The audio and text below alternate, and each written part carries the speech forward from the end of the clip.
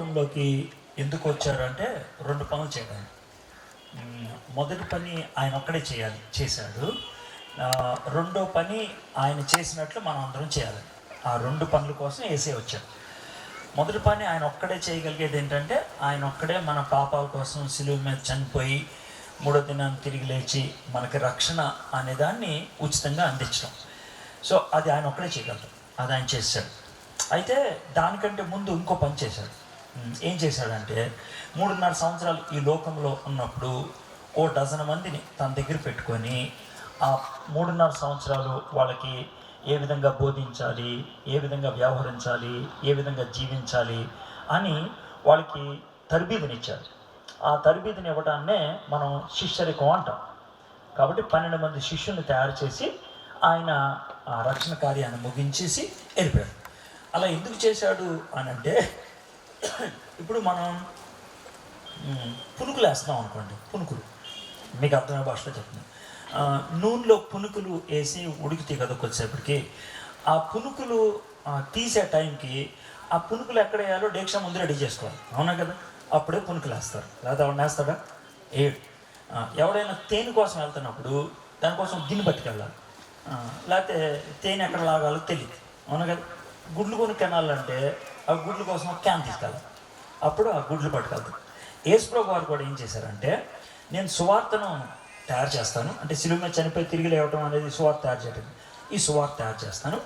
తయారు చేసే లోపల ఈ సువార్తని బయట ప్రపంచానికి తీసుకెళ్ళి శిష్యుని తయారు చేయాలి అని ముందు శిష్యుని తయారు చేసి, అర్థమైందా?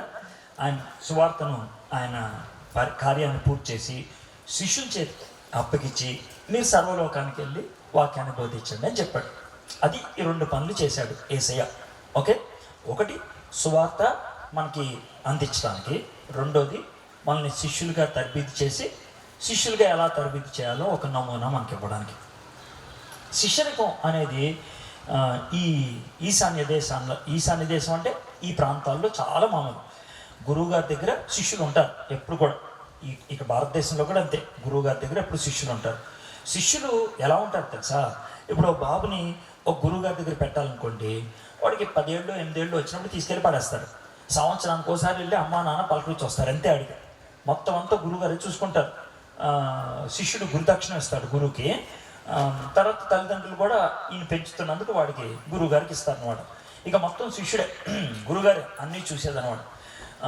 కాబట్టి శిష్యరికం అన్నప్పుడు పూర్తిగా గురువుకే దాసోహం అనేది మామూలుగా ఇక్కడ ఉన్నటువంటి వాళ్ళందరికీ కూడా మామూలే, అది అందరికీ తెలిసిందే.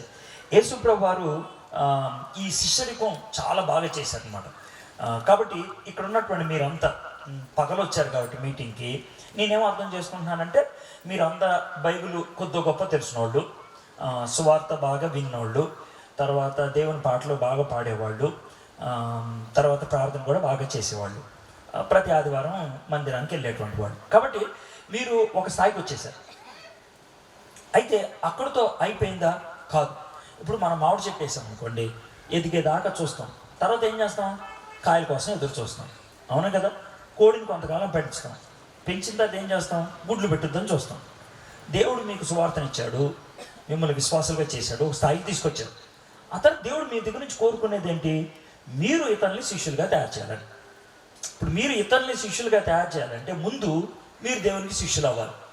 విశ్వాస జీవితం నుంచి శిష్యులుగా మారటం అనేది లెవెల్ పెరగటం అన్నమాట. ఇప్పుడు దాకా యేసుప్రభుని అంగీకరించారు, అంగీకరించిన తర్వాత లెవెల్ పెరగాలి. యేసుప్రభు శిష్యులు అయిపోవాలి. యేసుప్రభు శిష్యులు అవ్వటం అంటే ఏంటి? శిష్యులుగా జీవించాలంటే ఏముండాలా? శిష్యులుగా జీవిస్తే ఏమవుతుంది? ఈ విషయాలు ఈరోజు మనం నేర్చుకోవడానికి ప్రయత్నించాలి. అది మనం ఈరోజు చేసేటువంటి పని. అయితే యేసుప్రభు వారు ఎప్పుడు కూడా 2 మాటలు ఉపయోగించేవాడు. ఏమనంటే, నా దగ్గరికి రండి. శిష్యులు చేయాల్సిన పనులు 2. నా దగ్గరికి రండి, నా యొద్ద నేర్చుకోండి. నా దగ్గరికి రండి, నా యొద్ద నేర్చుకోండి. అదే నా యొద్దకి రండి అంటే, మనం ఎక్కడో ఉన్నవాళ్ళం ఆయన దగ్గరికి రావడం. మీకు ఆ పని అయిపోయిందని నేను అనుకుంటున్నాను. ఏసే దగ్గరికి వచ్చారు లేదా? ఇంకా దూరంగానే ఉన్నారు. మీరు మరీ అంత సీరియస్ మొహం పెడితే ఎట్లాగా? నేను మామూలుగా చిన్నపిల్లలు చెప్పినట్టు చెప్తున్నాను, మాట్లాడుతున్నట్లు. నేను గట్టిగా అరవటమో లేకపోతే బల్ల బుద్ధి చేయట్లేదు కదా, మామూలుగా మాట్లాడుతున్నాను కదా. కొంచెం తల తిప్పుతా ఉంటే నాకు అర్థం. కాబట్టి మీరు అందరూ ఏసీ దగ్గరికి వచ్చారు కదా, వచ్చారు. ఇప్పుడు ఏసీ దగ్గరికి వచ్చిన తర్వాత రెండో మెట్టు రావాలి. ఏంటంటే నా యొద్ద నేర్చుకోండి. ఏసీ దగ్గర నేర్చుకుంటే కనుక దాన్ని శిష్యరికం అని అంటున్నాడు. ఏసీ యొద్ద నేర్చుకోవటం అంటే ఏంటి? నా యొద్దకు రండి అనేది ఒక వంతు. ఇప్పుడు ఎలా అంటారు, రే దారా అని అంటారు.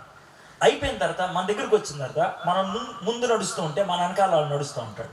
సో మొదటిదేమో ఆయన యొద్దకు వెళ్ళటం, రెండోదేమో ఆయన్ని వెంబడించడం. మొదటిదేమో ఆయన దగ్గరికి వెళ్ళటం, రెండోదేమో ఆయన్ని వెంబడించడం. వెంబడించడం అనే దాన్ని రెండు రకాలుగా తీసుకోవచ్చు. ఆయన ముందు వెళ్తాడు, ఆయనకు లాగా నేను వెనకాల వెళ్ళిపోవటం, ఇది ఒక పద్ధతి. రెండోది ఏంటంటే ఆయన ఏం చేశాడో అలాగే నేను కూడా చేసుకుంటూ వెళ్ళిపోతాను, అది వెంబడించడం అంటే. ఆయన అనుకరించడం. ఇది ఈ అనుకరించడం అనే దాన్నే శిష్యరికం అంటారు. దేవుడు మనల్ని శిష్యులుగా ఉంచాలని ఆశపడుతున్నాడు. ఈరోజు మనం లూకాసు వార్తలో ఒక చిన్న భాగాన్ని ధ్యానం చేద్దాం. లూకాసు వార్త 14వ అధ్యాయం. లూకాసు వార్త 14వ అధ్యాయం 25వ వచనం నుంచి 35వ వచనం దాకా 11 వచనాలు ఈరోజు మనం ధ్యానం చేస్తాం. ఓకే, కొంచెం లోతైనటువంటి విషయాలు చెప్తాను. అంటే లోతైన విషయాలు అంటే మరీ మేము భయపెట్టడం కాదు, నా దగ్గర మర్మాలు చెప్పడం కూడా రాదు. అంటే లోతైన విషయాలు అంటే చాలామంది ఏమనుకుంటారంటే స్వస్థతలు, లేకపోతే అద్భుతాలు, దేవుడు మనకు తోడుగా ఉంటాడు, ఇవి ప్రసంగాలు వింటారు. అది అయిపోయినాయి. ఇంకెంతకాలం వింటారు? యేసయ్య మీ దేవుడు నమ్ముతున్నారు లేదా, ఆయన గొప్పడు నమ్ముతున్నారు లేదా, అయిపోయింది కదా, ఆ స్థాయి అయిపోయింది, ఎంతకాలం వింటారు? ఇంకో మెట్టు పెరిగింది. ఇప్పుడు ఆ స్థాయికి వచ్చిన తర్వాత ఆయన మన దగ్గర నుంచి ఏం కోరుకుంటున్నాడు, మనం ఎలా బ్రతకాలని ఆశపడుతున్నాడు అంటే పరిపూర్ణంగా దేవునికి ఇష్టమైన శిష్యులుగా జీవించడం అంటే ఏంటి, శిష్యరికం అంటే ఏంటి అనేది మనం నేర్చుకుంటాం.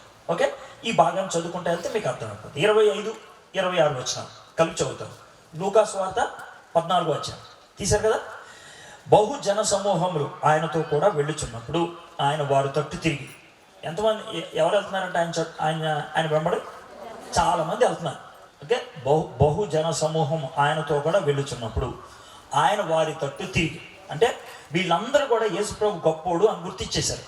వీళ్ళంతా కూడా యేసు ప్రభు దగ్గర మహిమలు ఉన్నాయి, యేసు ప్రభు అద్భుతాలు చేసేవాడు, యేసు ప్రభు శక్తి కలిగిన వాడు, అక్కడ దాకా నమ్మేశారు. అందుకే వెంట వెళ్తున్నారు. అది ఎందుకు వెళ్తారు, ఇంటికి వెళ్ళి పడుకునేవాడు. కాబట్టి విశ్వాసం అనేది వచ్చేసింది వాళ్ళకి ఒక లెవెల్లో. అయితే వాళ్ళ తట్టు తిరిగి, ఎవడైనను నా యొద్దకు వచ్చి తన తండ్రిని, తల్లిని, భార్యను, పిల్లలను, అన్నదమ్ములను, అక్క చెల్లెండ్రులను, తన ప్రాణము సహా ద్వేషింపకుంటే వాడు నా శిష్యుడు కానేరు. అంటే వీళ్ళు వచ్చే వాళ్ళందరూ జాతిలందరూ వచ్చే వాళ్ళ వైపు తిరిగి, అరే మీలో ఎవరైనా శిష్యులు అవ్వాలనుకుంటే ఇవి ఉండాలిరా మీకు అని అన్నాడు. ఇక్కడ దాకా మీకు అర్థమైంది కదా. వచ్చేవాళ్ళు చాలామంది ఉన్నారు కదా, వాళ్ళ వైపు చూసి మీలో ఎవరైనా శిష్యులు అవ్వాలనుకుంటే ఇవి ఉండాలిరా అని చెప్పాడు. ఇప్పుడు నేను మిమ్మల్ని ప్రశ్న అడుగుతున్నా, వచ్చే వాళ్ళందరూ కూడా శిష్యులా? ఎంత ప్రశ్న అడిగితే కూడా, ఎన్నేళ్ళు నేను మగవాడినా ఆడదాన్నా, నా నెత్తి మీద ఎంటుకలు ఉన్నాయా లేవా, నా కళ్ళద్దాలు ఉన్నాయా లేవా, మీరు అంతగా బాగా చెప్తున్నారు కదా. ఇప్పుడు నాకు సమాధానం చెప్పండి. ఇప్పుడు చాలామంది వచ్చారు, మీకు అర్థం అవడానికి మూడోసారి చెప్తున్నాను మీకు. ఓకే, మీరు జవాబు చెప్పకపోతే నేను మళ్ళీ చెప్తాను. మీకు తలనొప్పి రాకుండా ఉండాలంటే తక్కువ జవాబు చెప్పండి. ఓకే, చాలామంది వస్తూ ఉంటే యేసు ప్రభు వాళ్ళ ఇంకా చూసి, మీలో ఎవరన్నా నా శిష్యులు అవ్వాలనుకుంటే ఇవి ఉండాలి అని చెప్పుకుంటూ వచ్చాడు. అవేంటి తర చూద్దాం. అయితే ఇప్పుడు నా ప్రశ్న ఏంటంటే, వచ్చే వాళ్ళందరూ కూడా యేసు ప్రభు శిష్యులా? చెప్పండి. మీరు కొంతమంది ఊపారు అంటే అర్థం కాదు, మళ్ళీ చెప్తాను. యేసు ప్రభు చాలామంది వస్తున్నారు, మీరు వినాలి. మీరు కొంచెమైనా అర్థం చేసుకోకపోతే ఎట్లాగా? ఎందుకంటే మీరు వాక్యం అర్థం చేసుకునేవాళ్ళు కాదు అనే విషయం రాత్రి నాకు అర్థమైపోయింది. కొద్దిసేపు గడిపితే ఏదో పుణ్యం వస్తుంది అనే టైప్ మీరు. అందుకే మీకు అర్థమవ్వాల్సింది 2 వచనాలైనా అర్థమయ్యేదాకా చెప్తాను. చాలామంది జనం వస్తున్నారు యేసు ప్రభు దగ్గర. యేసు ప్రభు వాళ్ళ వైపు చూసి, అరే మీలో ఎవరైనా నాకు శిష్యులు అవ్వాలనుకుంటే ఇవి ఉండాలి అని చెప్పాడు. ఇప్పుడు నాకు చెప్పండి, వచ్చే వాళ్ళంతా యేసు ప్రభు శిష్యులా? అమ్మాయ్యా, ఓహో ఇన్నిసార్లు చెప్తే మీకు వెలుగుద్దా? ఓరి బాబోయ్, చాలు. కాబట్టి ఇప్పుడు మిమ్మల్ని ఒక ప్రశ్న అడుగుతా, దీనికి మీరు జవాబు చెప్తారు లేదు చూద్దాం. ఇక్కడికి వచ్చిన వాళ్ళందరూ యేసు ప్రభు శిష్యులా కాదా? అవ్వో గట్టి చెప్పారు. అంటే ఇప్పుడు మీకు అర్థమైంది కదా, మీరు శిష్యులు కాదు అంటే మిమ్మల్ని చెప్పడం అనట్లేదు, నేను మంచోళ్ళే, కానీ 1వ క్లాసులోనే ఉండిపోయారు, 2వ క్లాసులోకి రాలేదు. అది విషయం. ఒకటో క్లాసు 10 ఏళ్ళు చదివితే ఆయన ఏమంటారు? మామూలుగా చెప్పండి, ఒకటో క్లాస్ 10 ఏళ్ళు చదివితే అన్నీ ఏమంటారు? మీకు అర్థమయ్యే భాషలో చెప్పండి, అన్నీ ఏమంటారు? మొద్దు. ఇంకో మంచి పేరు చెప్పండి. ఎర్రోడు. ఇంకో మంచి పేరు చెప్పండి. తెంగరోడు. ఇంకో మంచి పేరు చెప్పండి. సవట, తనికిమాలినోడు, బుద్ధి లేనోడు. అంతే కదా? అవన్నీ మీరు అవుతారు. నేనన్నానా? అస్సలు అన్నా, మీరే అనుకున్నాను. కాబట్టి ఒకటో క్లాసులో ఎక్కువ కాలం ఉండకూడదు, 2వ క్లాస్కి వచ్చేసాను, సరేనా? ఇప్పుడు 2వ క్లాస్ విషయాలు చెప్తున్నాను. 1వ క్లాస్ మీరు వచ్చేసారు అనుకోండి, యేసుప్రభుని వెంబడిస్తున్నారు అంటే యేసుప్రభు వెనకాల వచ్చేసారు, మీటింగ్లకు వచ్చేసారు, బాగా ఉంది. ఇక్కడ నుంచి ఇంకో స్థాయికి రావాలి. అయితే ఇప్పుడు జాగ్రత్తగా అంటారు. ఇప్పుడు ప్రసంగికులు 2 రకాలు ఉంటారు, 2 రకాల కొంతమంది ప్రసంగికులు జనాలు కోరుకునే ప్రసంగికులు ఉంటారు, కొంతమంది ఉంటారు జనాలు కోరుకోరు. వచ్చిన వాళ్ళు కొద్దిగైనా నేర్చుకోవాలి, వాళ్ళకి నేర్పించాలి. అది ఎంత కఠినమైన, వాళ్ళకి ఇష్టమైనా లేకపోయినా నేర్పించాలనుకుంది. అయితే మొదటి వాళ్ళకి ఎక్కువ జనం వస్తారా, 2వ వాళ్ళకి ఎక్కువ జనం వస్తారా? మొదటి వాళ్ళకి ఎక్కువ. మొదటి వాడు ఎక్కువ ఉపయోగమా, 2వ వాడు ఎక్కువ ఉపయోగమా? కదా, మీకు అంత బుద్ధి వచ్చింది కదా. మీరు ఇది జాగ్రత్త ఉంచండి. మొదటి వాడు వెనకాల మీరు వెళ్ళారనుకోండి, మీరు ఏమవుతారు తెలుసా? టెంగరోళ్ళు, బుద్ధి లేని వాళ్ళు. ఇంకో మాట చెప్తున్నాను, మీరు 1వ క్లాస్ పాస్ అయ్యి 2వ క్లాస్కి వెళ్ళారు. మీరు బడికి వెళ్ళినప్పుడు ఏ క్లాస్కి వెళ్ళి కూర్చుంటారు? 2వ క్లాస్. ఎవడన్నా 1వ క్లాస్కి వెళ్ళి కూర్చుంటారా? మరి అది ఆలోచించుకోండి. ఎలా వేరు కొద్ది వెళ్ళిపోతాం. మన లెవెల్ ఏంటి, మన లెవెల్కి మాట్లాడతాడు లేదా, అది ఆలోచించుకో. తెంగరోళ్ళలాగా వెళ్ళిపోకూడదు, ఆలోచించాలి. యేసుప్రభు వారు ఆ విధంగా చెప్పినప్పటి నుంచి చాలామంది వెళ్ళిపోయారంట వెనక్కి. ఆయన వెంబడించడం, బాబు ఏం మాట్లాడంటాడు బాబు, మన వల్ల కాదు అని వెళ్ళిపోయారు. ఆయనకేం బాధలేదు, అస్సలు బాధ. ఎందుకనంటే గంగి గోవు పాలు గరిటిడైనా చాలు, అంతే కదా. ఉపయోగపడేది కొద్దుకుంటే చాలు, పనికి మాలింది బకెట్ డుంజే కంటే. కాబట్టి మంది ఎక్కువ కాదు కావాల్సింది, మసాలా ఉండాలి. అది విషయం. ఎంతమంది వచ్చారు అనేది కాదు, పని చేయగలిగే వాళ్ళు వచ్చారా లేదనేది కావాలి. యేసుప్రభు వారు 3.5 సంవత్సరాల్లో కష్టపడి తగ్గించి చేసింది 12 మందినే, అందులో ఒకడు ఫెయిల్ అయ్యాడు. కాబట్టి చివరికి మిగిలింది 11 మంది. కాబట్టి అంత కష్టం అన్నమాట. కాబట్టి మీరు చాలా ఎక్కువ మంది ఉన్నారని నా ఉద్దేశం. ద్వారపూడి ప్రాంతానికి ఎంతమంది అవసరం లేదు, నిజంగా శిష్యులుగా ఉంటే ఎంతమంది అవసరం లేదు. 11 మంది శిష్యులు 35 సంవత్సరాలు భూమిని తలకిందులు చేసేవాళ్ళు. 3 ఖండాలకి శిష్యులుగా చేస్తే అలా అవుతుంది అన్నమాట. నిజమైన శిష్యుడిగా జీవించేవాడు ఒక్కడు ఒక ఊరు వెళ్తే 10 ఏళ్ళకు ఊరు మారుతుంది. సమరీ స్త్రీ ఒక్కటి వాళ్ళ ఊరు వెళ్ళి అరగంటలో ఊరు వాళ్ళందరినీ వెనక్కి తెచ్చింది, అరగంటలో. కాబట్టి ఊరు మార్చడానికి, పరిస్థితులు మార్చడానికి శిష్యులు కావాలి. ఆ శిష్యుల్లో ఉండాల్సినటువంటి లక్షణం ఏంటి అన్నది చూడాలి. మంది కాదు ఆయనకు కావాల్సింది, ఈ లోకంలో చప్పట్లు కాదు కావాల్సింది. మీకు ఇప్పుడు నేను ఈ చెప్పే మాటలు మీలో కొంతమందికి ఎక్కువ అంటే మీరు ఇంక 1వ క్లాస్ కూడా పాస్ అవ్వలేదు అని అర్థం అన్నమాట. ఇదే నిలబడతాడు అనే చిన్న తలంపు వచ్చిందనుకో, 1వ క్లాస్ పాస్ అవ్వలేదని అర్థం. 2వ క్లాస్కి వచ్చిన వాడికి ఈ మాటలు ఎక్కుతాయి. మీరు కొంతమందికి 1వ క్లాస్లోనే ఉన్నారని నాకు తెలుసు, నాకు అర్థమైపోతుంది, మీ ముఖాలు చూస్తుంటే అర్థమవుతుంది. కానీ ఎక్కడో చోట కొంతమందికైనా చెప్పాలి. చేపలు కూడా కొంతమంది ఉన్నారు కదా, చెప్పాలి. ఎప్పుడు 1వ క్లాస్ పాఠాలే చెప్పి ఎలా లెవెల్ పెంచాలి. అయితే ఇప్పుడు ఆయన శిష్యులుగా ఉండాలి అంటే కొన్ని లక్షణాలు చెప్తున్నాడు. మొట్టమొదటి లక్షణం ఆయన ఏమంటున్నాడంటే 25-20 వచనాలు మళ్ళీ చూద్దాం. బహుజన సమూహములు ఆయనతో కూడా వెళ్ళుచున్నప్పుడు ఆయన వారి తట్టు తిరిగి, ఎవడైనను నా యొద్దకు వచ్చి తన తండ్రిని, తల్లిని, భార్యను, పిల్లలను, అన్నదమ్ములను, అక్కచెల్లులను, తన ప్రాణము సహా ద్వేషింపకుంటే వాడు నా శిష్యుడు కానేరుడు. మరియు ఎవడైనను తన సిలువను మోసుకొని నన్ను వెంబడింపని ఎడల వాడు నా శిష్యుడు కానేరుడు. శిష్యుడు అనేవాడు సిలువనెత్తుకునేవాడు, శిష్యుడు అనేవాడు సిలువనెత్తుకునేవాడు. ఆ విషయం గుర్తుపెట్టుకోవాలి. సిలువనెత్తుకోవటం, సిలువకు ప్రాధాన్యత ఇవ్వటం అంటే ఏంటి అనేది ఇక్కడ రాశాడు. ఇక్కడ ఏమన్నాడంటే తన తండ్రిని, తన తల్లిని, భార్యను, పిల్లలను, అన్నదమ్ములను, అక్కచెల్లెలను తన ప్రాణము సహా ద్వేషింపకుంటే అనే మాటని చాలామంది తప్పుగా అర్థం చేసుకుంటారు. ద్వేషింపకుంటే అనే మాటని రెండు రకాలుగా వాడచ్చు. ఒకటేంటనంటే, నాకు చీకటి అంటే ఇష్టం లేదు, చీకటి అంటే ఇష్టం లేదు కాబట్టి వాళ్ళు చెప్తారు, కాబట్టి అది పరిపూర్ణంగా చెప్తారు, నాకు చీకటి అంటే ఇష్టం లేదు. అయితే ఒక మాట చెప్తాను, మీకు పాలు అంటే ఇష్టం, కాఫీ అంటే ఇష్టం లేదనుకో, పాలు కాఫీ పెట్టారనుకో, అప్పుడేమంటా కాఫీ పాలు అంటే. నీకు పాలు కాఫీ అంటే ఇష్టం లేదు, కానీ ఏ దిక్కు లేదనుకో ఏం చేస్తాను, కాఫీ తాగుతాను. నీకు అర్థమైందా? నీకు మాంసం కూర అంటే ఇష్టం, అయితే నాకు మాంసం పెట్టే దమ్ము లేదు, పప్పు చారు వేసి పెట్టా, నాకు వద్దంటావా అను. ఏ దిక్కు లేనప్పుడు ఏం చేస్తావు, తింటాం. ఇక్కడ ద్వేషించడం అనేది ఆయన సంబంధితంగా చెప్పాడు. ఓ పక్కన దేవుణ్ణి పెట్టి ఓ పక్కన అమ్మా నాన్నని పెడితే నువ్వు ఎవరికి ప్రాధాన్యత ఇస్తావు, అమ్మా నాన్నక దేవుడికా? నువ్వు అమ్మా నాన్నకి ప్రాధాన్యత ఇవ్వాలి అని నీ మనసులో అనిపిస్తే, అమ్మో మా అమ్మ ఎలాగా, అమ్మో మా నాన్న వదిలేస్తే అలా, అమ్మో మా ఆయన్ని వదిలేస్తే అట్లా, అమ్మో మా ఆవిడ్ని వదిలేస్తే అలా, అమ్మో నా పిల్లల్ని వదిలేస్తే ఎలా అనే తలంపు వస్తే శిష్యుడిగా అవ్వడానికి ఇంకా నువ్వు రాలేదు, ప్రేమ ఇంకో నీలో పూర్తి కాలేదు. దేవుడి మీద ప్రేమ ఉంటే మొదటి స్థానం ఆయనకి ఇస్తాం. సరే, మరి దేవుడికి మొదటి స్థానం ఇచ్చామనుకోండి, మా అమ్మ నాన్న ఎవరు చూస్తాడు అంటే, క్రైస్తవులు అంత అమ్మ నాన్నలు వదిలేసేయాలా, భార్య మొగుళ్ళని వదిలేసేయాలా, భర్తల్ని లేకపోతే పిల్లల్ని వదిలేసేయాలా? అస్సలు వదలరు, జాగ్రత్తగా. ఎవరైతే దేవుణ్ణి ప్రేమిస్తారో, ఎవరైతే దేవుడికి ప్రథమ స్థానం ఇస్తారు, దేవుడు చెప్పినట్లే చేస్తారా చేయరా? చెప్పండి నాకు.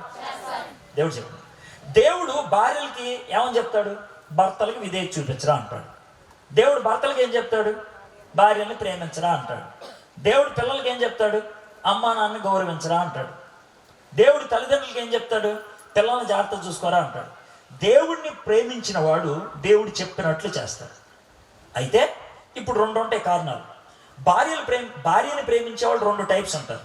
కొంతమంది ప్రేమిస్తారు, ఎందుకో తెలుసా, బా నువ్వు ఐశ్వర్యలాగా ఉంటావే, శ్రీదేవిలాగా ఉంటావే, నీ దగ్గర బోల్డ్ డబ్బు ఉందే, నువ్వు చాలా మంచిదాన్ని అని ప్రేమించాడు. ఈడి ప్రేమ ఈళ్ళలోంచి పుట్టుకొచ్చింది, అంతే కదా. ఈళ్ళలోంచి పుట్టుకొచ్చిన ప్రేమ ఎక్కువ కాలం ఉంటుందా? అందకపోతే ఏం చేస్తాడు, వదిలేస్తాడు. డబ్బు పోతే ఏం చేస్తాడు, వదిలేస్తాడు. ఇష్టం కాకపోతే ఏం చేస్తాడు, వదిలేస్తాడు. ఇది మనిషిలోంచి వచ్చేటువంటి ప్రేమ.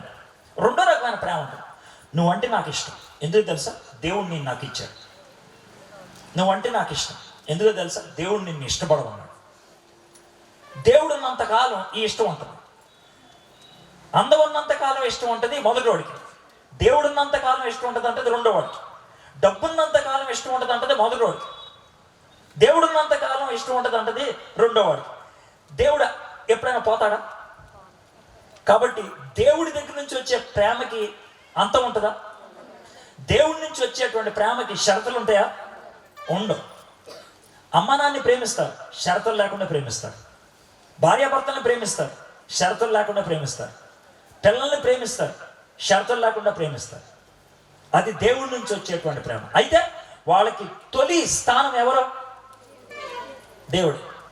అది యేసయ్య ఇక్కడ చెప్పింది, నువ్వు ఏది చేసినా దేవుడికి అన్నట్లు చేయాలి. ఇప్పుడు మీకు అంత దాకా ఎందుకు, ఇక్కడ దీంట్లో నేను ఇంకో మాట చెప్తాను. తన తండ్రిని, తల్లిని, భార్యను, పిల్లలను, అన్నదమ్ములను, అక్కజల్లను తన ప్రాణము సహా ద్వేషించుకుంటే వాడు నా శిష్యుడు కానరుడు. తన ప్రాణమును సహా అని అంటే తినకుండేటువంటి ఆత్మ గౌరవం, తినకుండేటువంటి ఆత్మాభిమానం అంటే దేవుడు ప్రాముఖ్యం అవ్వాలి. ఒక చిన్న మాట చెప్తాను. ఇప్పుడు ఇది ఒక మీటింగ్, అదే ఈ మీటింగ్లో ఒక 300 మంది ఉన్నారు అనుకున్నాం, ఇది నా స్థాయి అనుకున్నాం. 300 మందితో మాట్లాడేది నా స్థాయి అనుకున్నాం. రేపు పొద్దున్న నలుగురితో మీటింగ్ పెట్టారనుకోండి, అర్థమైందా? నేను వెళ్ళటానికి సంకోచించానంటే ఎవరికి ప్రాముఖ్యత ఇచ్చినట్లు? నాకు, దేవుడికి కాదు. ప్రసంగికులు కూడా అలాంటి వాళ్ళు ఉంటారు, వాళ్ళు దేవుడికి ఇవ్వరు ప్రాధాన్యత.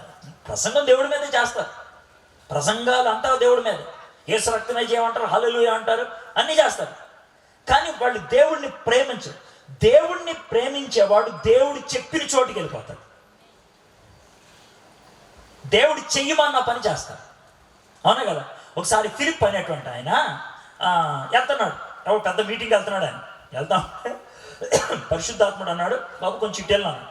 ఏంటంటే నువ్వు వెళ్ళా అన్నాడు. వెళ్తే ఒక్కడే రథం మీద వెళ్తున్నాడు, ఒక్కడే వెళ్తామంటే అడి చెప్పాను. నేను పెద్ద ప్రసంగికండి, వీడికి ఒక్కడే చెప్పేదేంటి అని అనుకున్నాడా? లేదు, మాట్లాడేశాడు. ఆత్మ గౌరవం ప్రాధాన్యం కాదు, దేవుడు ప్రాధాన్యం. ఆత్మీయులు ప్రాధాన్యం కాదు, దేవుడు ప్రాధాన్యం. నాకు గుర్తింపు ప్రాధాన్యం కాదు, దేవుడు ప్రాధాన్యం. ప్రజలు ఏమనుకుంటారో, ఇప్పుడు కొంతమంది ఉన్నారు అనుకోండి, ఆ కారు ఎక్కడ దాకా వచ్చారు, అంతే కదా సార్? చెప్పండి సార్, కారు తెచ్చుకోండి, అక్కడ దాకా వచ్చారు. అడిదే అదే అది గుంటోడో అర్థం కాదు, నడవరు రాదా, అడిగి ఏమన్నా పోలియో వచ్చిందా? మనోడు కూడా కారు తీసుకురావడానికి ట్రై చేస్తే నాకు కాళ్ళు 2 బాగానే ఉన్నాయి బాబు, నాకు పోలియో ఏమో రాలా, నేను నడుచుకుంటూ రాగా. ఇదే చెప్పాను, ఇదే మాట చెప్పాను. అయితే ఆడికి గౌరవం ఆళ్ళలో లేదు, మరి ఎక్కడుంది? కారులో ఉంది.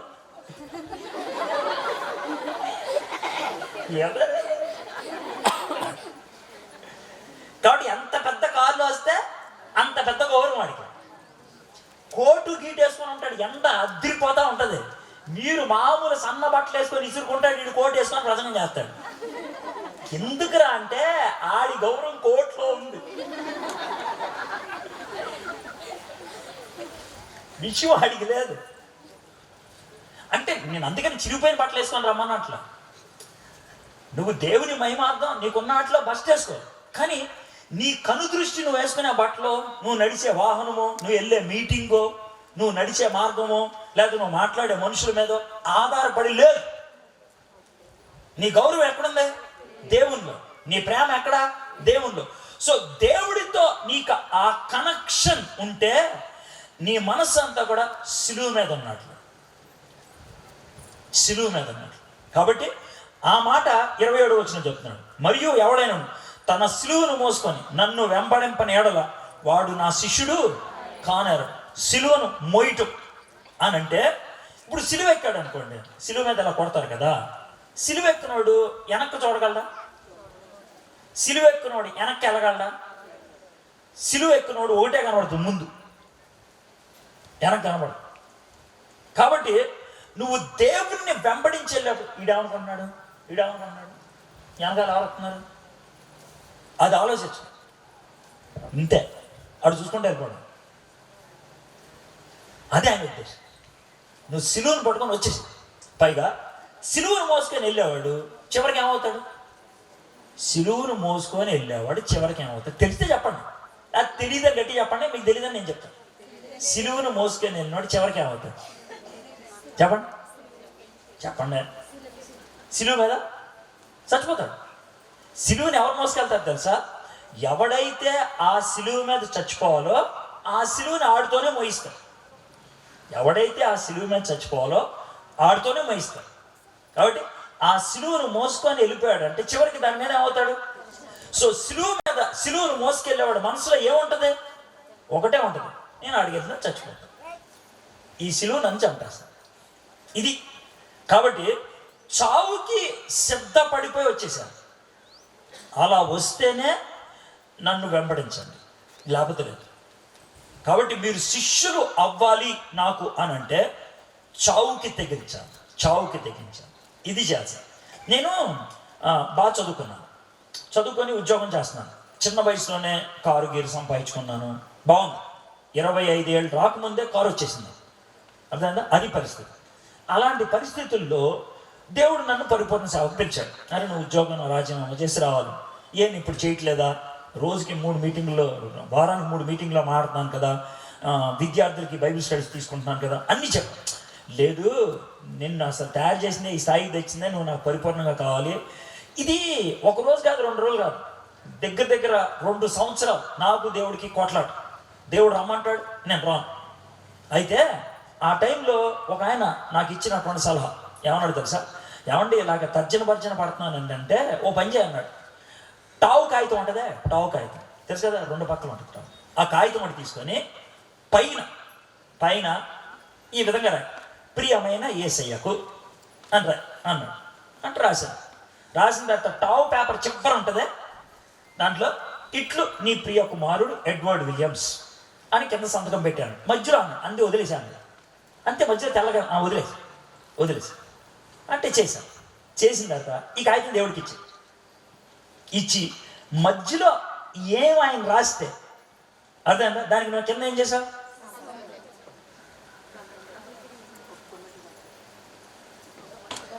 అవునా కదా? ఇప్పుడు మీ ఆస్తి అంతా నేను రాయిపించుకోవాలనుకోండి, తెలివైన పని ఏంటి తెలుసా? ఓ తెల్లకాగితం మీద సంతకం పెట్టించేసుకోండి.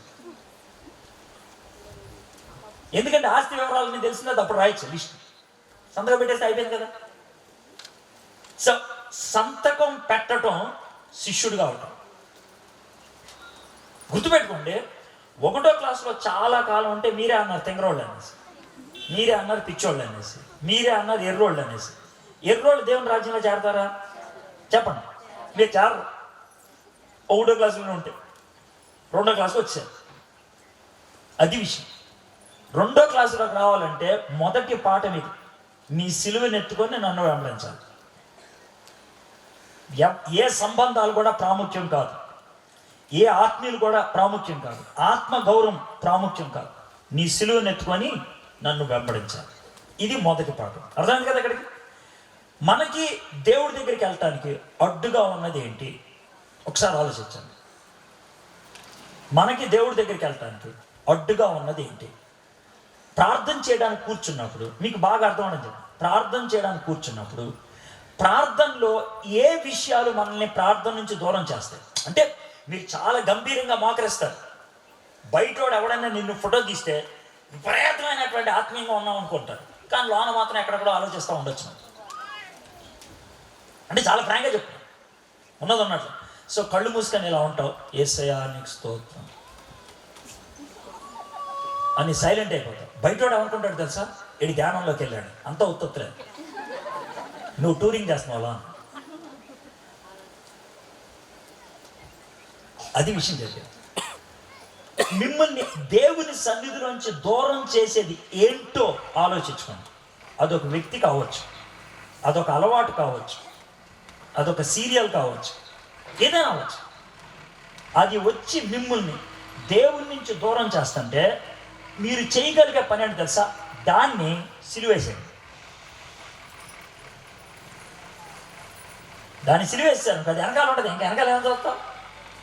చూడు, అది సిలువేయటం అంటే. అది చెయ్యనంత కాలం నీ ప్రార్థనలో అభివృద్ధి చెందరు. అది చెయ్యనంత కాలం దేవుడికి మీరు దగ్గర అవ్వరు. దేవుడికి మీకు అడ్డొచ్చే దాన్ని తీసేస్తారు. నువ్వు అడ్డుదొక్కో అంటే అప్పుడు దేవుడి దగ్గరికి వెళ్తారు. ఆడు మధ్యలో ఉంటే నువ్వు వెళ్ళవు. మీకు ఎగ్జాంపుల్ చెప్తాను. అబ్రహాంకి లేకలాగా పుట్టాడు ఎవరు? ఇస్సాకు. ఇస్సాకు అంటే అబ్రహాంకి ఇష్టమైన కదా, చాలా ఇష్టం కదా, లేకలాగా పుట్టాడు. అయితే ఒక దినాన్ని దేవుడు వచ్చి, అబ్రహాము నువ్వు బాగా ప్రేమిస్తున్నా, నీకు ఇష్టమైన కొడుకున్నాడే అని నువ్వేం చేయాలి?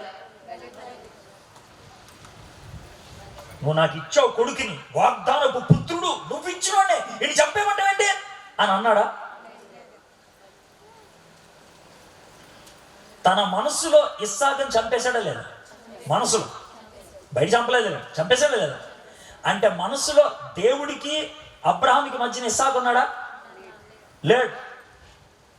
ఆ జరగనిచ్చాడు దేవుడు, కానీ బయట చంపనిచ్చాడా? లేదు.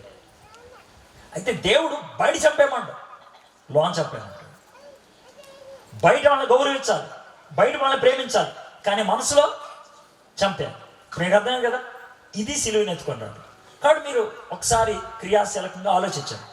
దేవుడి దగ్గరికి రావడానికి మీకు అడ్డుగా ఉన్నది ఏంటి? దేవుడి దగ్గరికి వద్దాం అనుకుంటే మీకు గుర్తొచ్చేది ఏంటి? అమ్మో అని అనిపించేది ఏంటి?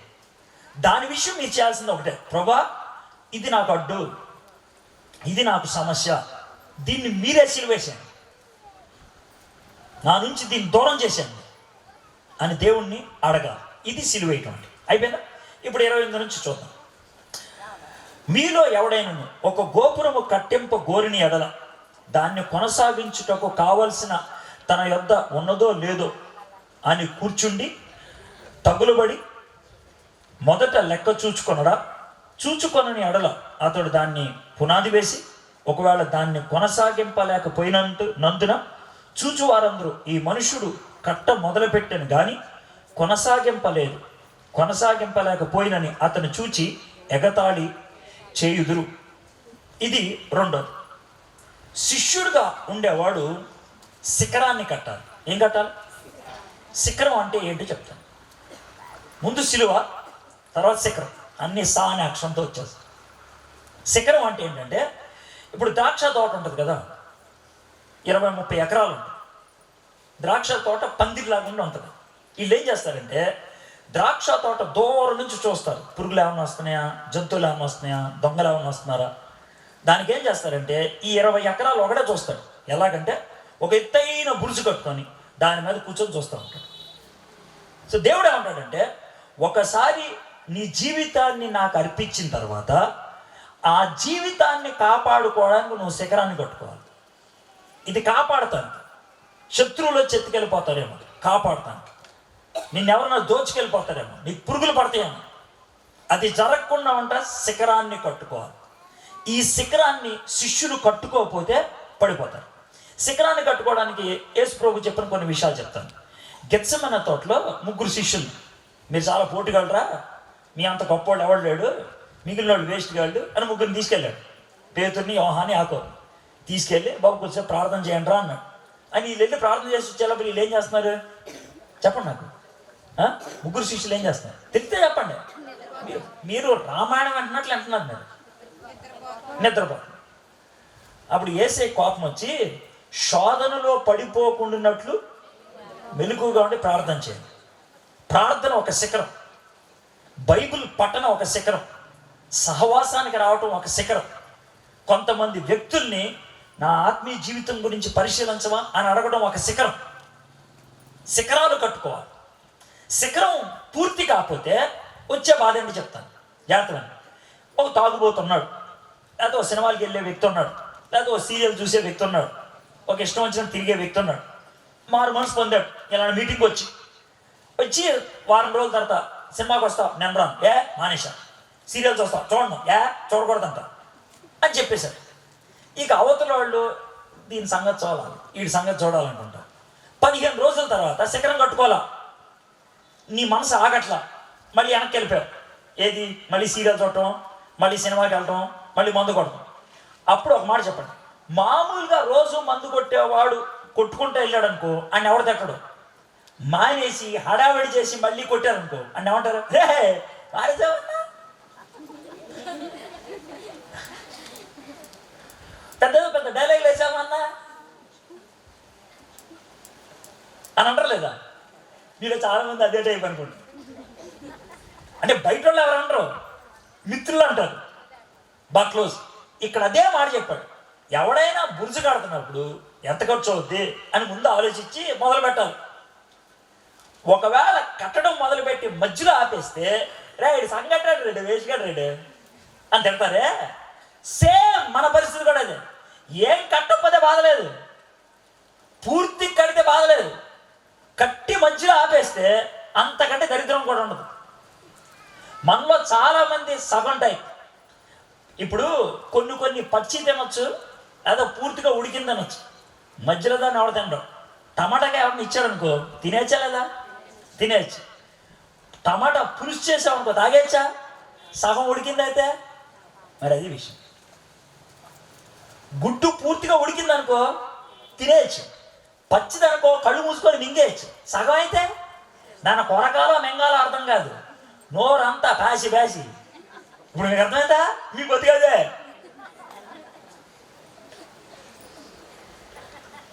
మధ్యలో అయిపోతే అదే పరిస్థితి. ఇప్పుడు మళ్ళీ చదువుతాను, మీకు అర్థం వచ్చాడు. మీలో ఎవడైనా ఓ గోపురం కట్టింపగోరిన ఎడల దాన్ని కొనసాగించడం కావలసిన తన యొద్ద ఉన్నదో లేదో అని కూర్చుండి తగులుబడి మొదట లెక్క చూచుకొనని ఎడల అతడు దాన్ని పునాది వేసి ఒకవేళ దాన్ని కొనసాగింపలేకపోయినందున చూచువారందరూ ఆ మనుష్యుడు కట్ట మొదలుపెట్టిన దాన్ని కొనసాగింపలేకపోయినని అతను చూచి ఎగతాళి చేయడం. ఇప్పుడు ఈ బురుజు లేకపోతే గోపురం కట్టుకోవటంలో 2 విషయాలు ఉంటాయి. 2 విషయాలు. ఒకటేంటంటే అంతమొందించేవి కొన్ని, ఆరంభించేవి కొన్ని. అంతమొందించేవి కొన్ని, ఆరంభించేవి కొన్ని. మీకు మాట చెప్తాను, అంతమొందించాలన్నా ఆరంభించాలన్నా రెండూ కష్టమే. రోజు మందు కొట్టేవాడు అంతమొందించాలంటే కష్టమే. రోజు సీరియల్స్ చూసేవాళ్ళు అంతమొందించాలంటే కష్టమే. రోజు సోదేసేవాళ్ళు అంతమొందించాలంటే కష్టమే. కొన్నిసార్లు జబ్బులు కూడా వస్తాయి, కానీ దేవుడి సహాయంతో అంతమొందించాలి. నేను మారు మనసు పొందకముందు డ్రగ్స్ తీసుకునేవాడిని. నేను మానేస్తే రెండో రోజు కడుపు నొప్పి వస్తుంది. ఎందుకంటే నా శరీరం ఆ మత్తు పదార్థాలకి బానిస అయిపోయింది. కాబట్టి మానేస్తే కడుపు నొప్పి వస్తుంది. కడుపు నొప్పి వచ్చింది కదా అని డాక్టర్ దగ్గరికి వెళ్తే ఆయన అన్న మాట ఏంటి తెలుసా? నువ్వు మానేస్తే చచ్చిపోతావు అన్నాడు. కాబట్టి నేను మానలేను. అప్పుడు నేను చేయగలిగేది అంటే కూర్చుండి బేరీస్ వేసుకున్నా. ఎలాగో తెలుసా? ప్రభా, మానొద్దని డాక్టర్ అంటున్నాడు, కానీ నీ దగ్గరకు వస్తే నేను మానేయాలి. డాక్టర్ మాట విన్ను, నీ మాటే వింటాను. నన్ను ఏం చెప్పండి. కొద్దిసేపు ప్రార్థన చేశాను, కడుపు నొప్పి తీసేయి, కడుపు నొప్పి తీసేయి, పోవట్ల. ఇంకా చివరికి ఒక మాటకు వచ్చా, సిలువ మాట ఏంటి తెలుసా? అయితే కడుపు నొప్పి తీసేసేయా, నీకు సాక్షిగా ఉంటావు, లేదంటే నన్నే తీసుకుపో. కాగితం మీద సంతకం పెట్టాడు, నన్నే తీసుకుపో, ఇది నాకు అడ్డు. దీన్ని బట్టి నేను నీకు అపకీర్తి పాలు అవ్వకూడదు. నేను మళ్ళీ మందు జోలికి వెళ్ళకూడదు. చావునైనా తెగిస్తా, కానీ మందు జోలికి వెళ్ళను. ఎప్పుడైతే ఆ సాహసమైన మాట అన్నానో దేవుడు చటుక్కున కడుపు నొప్పి తీశాడు. ఎందుకు తీశాడు తెలుసా? నా మనసులో దాన్ని ఆపేశాను. అది ఆపడం అంటే, అది ఆపడం. ఇంకో విషయం చెప్తాను. ఇప్పుడు మీలో చాలామందికి ఇది కూడా అలవాటు ఉంటుంది. ఏంటంటే సీరియల్ చూడటం, క్రికెట్ చూడటం. నాకు క్రికెట్ అంటే బాగా ఇష్టం. అయితే చాలా సందర్భాల్లో అనుకునేవాడిని, అనవసరంగా టైం వేస్ట్ చేస్తున్నానని. ఒకరోజు ఏమనుకున్నానంటే ఒక 5 నిమిషాలు చూసి ఆపేద్దాం అని అనుకున్నాను. కానీ తెలిసిందే కదా, 5 నిమిషాలు చూసి ఆపేద్దాం అంటే ఎక్కడ అవదు. అదంతా అయ్యేదాకా నడుస్తూనే ఉంటుంది 3-4 గంటలు. చాలా బాధపడిపోయాను అని ఇంకా రేపు నుంచి అలా చేయకూడదు అనుకున్నాను. తర్వాత రోజు క్రికెట్ మ్యాచ్ కొద్దిసేపట్లో స్టార్ట్ అవుతానుగా ప్రార్థన చేశాను. ప్రభా, ఈరోజు ఏమన్నా సరే చూడకూడదు అని ప్రార్థన చేశాను. చూడాల ఆ రోజు టీవీ ఆన్ చేయాల, చదువుకున్నా సీరియస్గా. అయితే మీకు అందరికి బాగా అర్థం అవుతుంది. ఎలాగంటే నేను క్రికెట్ చూడట్లా, నేనేమి టీవీ ఆన్ చేయాలి, మీరు బైబిల్ చదువుకున్నా. మా ఇంటి పక్కన టీవీ పెట్టాడు. అర్థమైంది? ఆ సౌండ్ గట్టి పెట్టుకొని అంటున్నాడు. కాబట్టి వాళ్ళు 4 కొట్టినప్పుడు, అవుట్ అయినప్పుడు, 6 కొట్టినప్పుడు అందరూ వస్తారు కదా, ఓ అని వస్తున్నారు. ఏమైందో మామూలుగా వస్తుంది కదా తలంతో, మళ్ళీ కష్టం, మళ్ళీ ఏమైందో అంటే ఎదురుగా టీవీ లేదు, కానీ ఎక్కడుంది? లోన్ ఉంది. నీకు అర్థమైందా? ఎదురుగా టీవీ లేదు, కానీ లోన్ ఉంది. మనోళ్ళు కొంతమంది బయట చూపించరు, కానీ లోన్ వదులుకోరు. అది వదిలిపెట్టడం అంటారు. వదిలిపెట్టాల్సిన, నేను మానేశాను కదా అని నువ్వు అరిశాంట్ లోన్ వదులుకోలేదని అర్థం. ఏమంటున్నానా అని అంటే లోన్ వదలలేదని అర్థం. నువ్వు మనస్ఫూర్తిగా వదిలితే అరవడం ఎందుకు అరవడం అంట? అరుస్తున్నావు అంటే నీ కోసం చేశాను అన్నట్లు. మీకు అర్థమవుతుంది కదా? ఇలాంటి వాళ్ళు శిష్యులుగా పనికిరారు. అయితే ఇది చటుక్కున అవదు, అందుకే నా పోరాటం చెప్తున్నాను, ఇది చటుక్కున అవదు. కాబట్టి ఆ పోరాటంకి వెళ్తున్నా. ప్రభా, అప్పుడు ప్రార్థన చేశాను, ప్రభా ఇప్పుడు నువ్వు టీవీ బంద్ చేయమన్నా చేశాను, ఇది నేను చేయగలను. అది పక్కింటో టీవీ పెట్టి నన్ను తీసుకొస్తున్నాడు, అది నేనేం చేయలేను. నువ్వు ఏమనుకోనంటే చిన్న సాయం చేసి పెట్టవా, ఆ పక్కింటో టీవీ ఆగేటట్లు చూడవాలి. అది ఎంత గౌరవం అండి అసలు. సరే అన్నీ మామూలుగా చదువుకుంటున్నాను, గంట అయిపోయింది. మా అక్కోళ్ళ ఇంట్లో ఉన్నప్పుడు చెమటంతా కారిపోతుంది. రే చెమట కారిపోతుందిరా, కొంచెం మొహన చూసుకోవా అని అంటే, ఫ్యాన్ ఎవడ అనిపించాడు అని అన్నా. ఎవడ అనిపోయింది? కరెంట్ పోయింది గంట క్రితం అని అన్నది. మీకు అర్థమైందా? ఇప్పుడు మా టీవీని ఎవరు ఆపారు? మా టీవీని నేను, మా పక్కింటి టీవీని అది ఎవడు ఆపేశాడు. ఎందుకంటే మనసులో డిసైడ్ అయిపోయింది. మీరు ఆపుకోవటం అంటే అది. మీలో చాలామంది పడిపోయారు అక్కడే. చాలామంది అంటారు సార్, చాలాసార్లు అనుకున్నాను సార్, పడిపోయాను సార్, చాలాసార్లు అనుకున్నావు, కానీ దేవుడికి అప్పగించదు. అది బుర్జు కట్టుకోవటం అంటే, అది గోపురం కట్టుకోవటం అంటే. దేవుడికి అప్పగించు. ప్రభా, నువ్వు నన్ను కాపాడు, నా వల్ల అవ్వట్లేదు. దేవుడి చేతికి అప్పగించి దేవుణ్ణి ఆ యొక్క ఆపుకునే దాంట్లోకి తెచ్చుకుంటే అప్పుడు జరుగుతుంది. ఆపుకునే కొన్ని ఉంటాయి, ఆరంభించే కొన్ని ఉంటాయి. ఆరంభించేది కూడా చెప్తాను. అంటే అన్నీ చిన్న చిన్న ఉదాహరణలే. ఎలా అంటే ఇప్పుడు కొంతమంది ప్రసంగికులు ఉంటారు కదా, ఆ ప్రసంగికుల ప్రసంగాల్లో నేను 2 గంటల ప్రార్థన చేశా, 3 గంటల ప్రార్థన చేశా అని చెప్తా ఉంటారు కదా. విన్నా, ఒక రోజు అనుకున్నా 2 గంటలు ఏం చేస్తారు వీళ్ళు, సరే మనం కూడా ఏదో వాడు తేల్చేసుకోవాలి. వాడ గంట ప్రార్థన చేయటం అంటే ఏంటి, 2 గంటలు ప్రార్థన చేయటం అంటే ఆ మజా ఏంటి తెలుసుకోవాలి అని స్నానం జ్ఞానం చేసి, అర్థమైందా, ఇంట్లో ఎవ్వరు లేనప్పుడు తలుపులు గిలుపులన్నీ వేసి మంచానికి పక్కన చాపేసుకొని మంచం మీద దిండి పెట్టి, అర్థమైందా, దిండి మీద అంటే మొత్తం ఫిట్టింగ్ అనమాట. మీరు కూడా చేస్తూ ఉంటుంటారులే, మీకు ఎందుకు నవ్వు వచ్చేస్తుందంటే మీ ఫిట్టింగ్ కూడా అదే ఉంటుంది. అన్నీ పెట్టి, అర్థమైందా, కొంచెం కూడా వంగకూడదు, లేపాలి ఇది దిండి. అక్కడ దిండి పెట్టి ప్రార్థన చేద్దామని గట్టిగా ప్రార్థన చేశాను. అసలు నేను నిద్రపోలా, గట్టిగా ప్రార్థన చేశాను. నేను మా అమ్మ కోసం, మా నాన్న కోసం, మా అక్కోళ్ళు, మా అన్నోళ్ళు, మా ఫ్రెండ్స్ అందరి పేరు చెప్పి, ప్రభా అంటే అది చేయి, వీడికి ఇది చేయి, మొత్తం చాలాసేపు చేసా ప్రార్థన. ఎంతసేపు చేశానంటే నాకు చెమటలు కూడా పట్టేసింది. చేసి ఎంతసేపు చేసి ఉంటాను అని గడియారం చూస్తే 3 నిమిషాలు అయింది. అంటే మన టోటల్ ప్రార్థన 3 నిమిషాలే. అంతకు మీకు చెప్పడానికి ఏం రావట్లా, నిజం రావట్లా. ఏం చెప్తాం అప్పుడు, ప్రభా ఈ పాస్టర్లు అంతా అబద్ధికులు అంటావా, 1-2 గంటలు సర్లే వాళ్ళ అబద్ధాలు. నువ్వు యాక్చువల్గా 40 రోజుల్లో ప్రార్థనలు గడిపేశావు, తెల్లవారుజామున వెళ్ళిపోయి 2-3 గంటలు ప్రార్థన చేసేవాడివి. ఏంటి ప్రభా అసలు ఆ మజా ఏంటి, అసలు ఆ విషయం ఏంటి, అసలు ఆ ప్రార్థన నాకు నేర్పించు అని అంటే, అప్పుడు దేవుడు ఏమన్నాడంటే, అరే నువ్వు ఒక్కడే మాడుతున్నావు అనుకో, అవతల వాళ్ళు ఏం జవాబు చెప్పట్లేదు అనుకో, చెప్పొద్దు వద్దు నీకు, నీ తలగా ఒప్పకపోతేనే చెప్పొద్దు వేయట్లేదు నాకు. మీరు సింగిల్గా కూర్చొని అలాగ చదువుతున్నారు అనుకో, నాకు ఎలా ఉంటుంది, బాగోదు కదా. కాబట్టి అవతల కూడా మాట్లాడాలరా, అప్పుడు నువ్వు మాటతో ఒక అర్థం ఉంటుంది. మరి దీని అర్థం ఏంటి ప్రభు అంటే, ఇప్పుడు ప్రార్థన చేయటువంటి నాతో చెప్తున్నావు, ఎంతసేపు చెప్తావు, నా మాటలు కూడా వినాలి కదా. కరెక్టే ప్రభా, నీ మాటలు ఎలా కనపడతాయి, బైబిల్ చదవరా, బైబిల్ చదువు, కొంచెం బైబిల్ చదువు, కొంచెం ప్రార్థన చేయి, కొంచెం బైబిల్ చదువు, కొంచెం ప్రార్థన చేయి. ఇదా పద్ధతి సంభాషణ.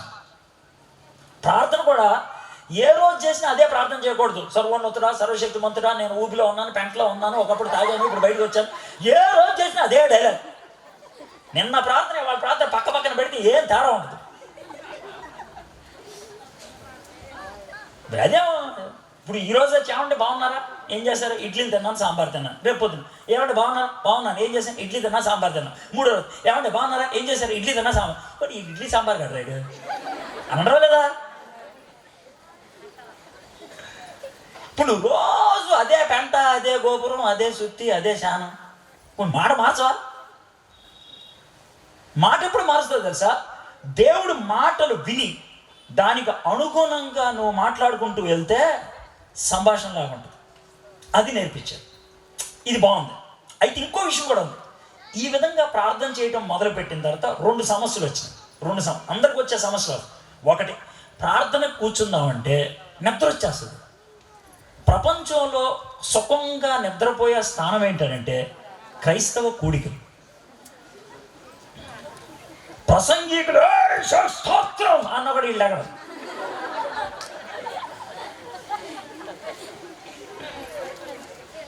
అంటే దేవుని సన్నిధి ఎంత బాగుంటుందంటే నిద్రపోతారు. సేమ్ టు సేమ్ మీ నాన్నగారు ప్రార్థన మొదలు పెట్టంగానే వీళ్ళు చాలా భక్తి భావం ఉన్నట్లు కాళ్ళు పైకి లేపి మరీ మోకరిస్తారు. ఎందుకు నిద్రపోవడానికి,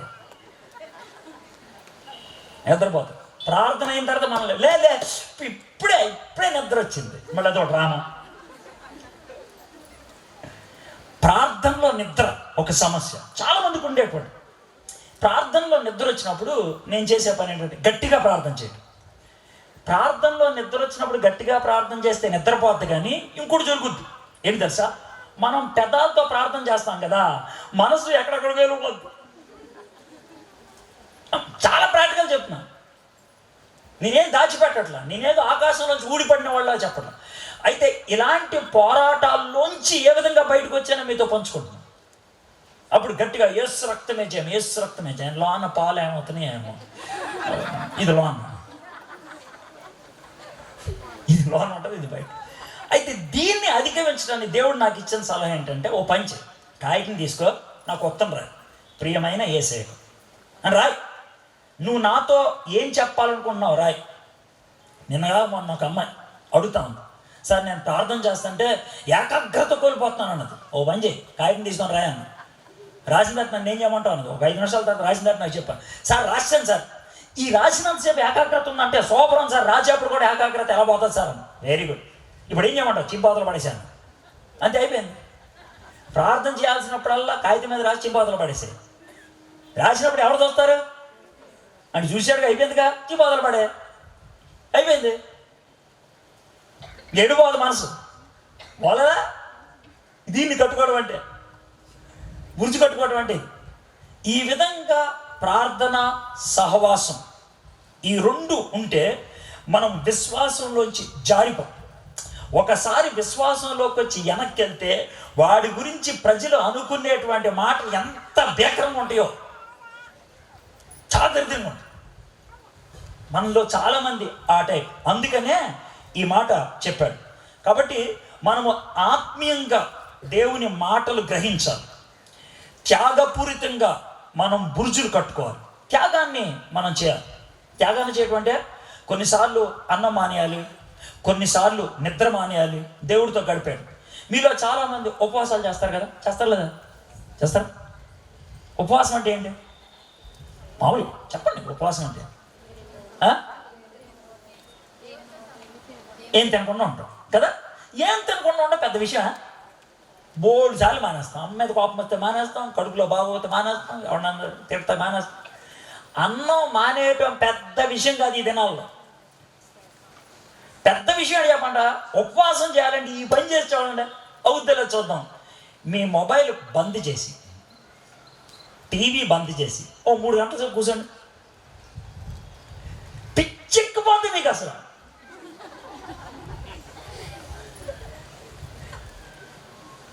అవునా కదా? చేప నేలల్లోంచి బయటికి వస్తే ఎలా కొట్టుకుంటుందో, సిగ్నల్స్ కట్ అయితే మన బతుకు అలా కొట్టుకుంటుంది. ఉపవాసానికి ఫుడ్ కాదు మానేయాల్సింది, అడ్డొచ్చేదాన్ని మానేయాలి. అంటే ఫుడ్ మానేయొద్దా అని నా ఉద్దేశం కాదు, అది మానినా అది తర్వాత విషయం. ఫుడ్ మానేసి 24 గంటల మొబైల్తో కూర్చొని ఏం చేయాలి, ఉపవాసం ఉన్నానండి, ఉపవాసం.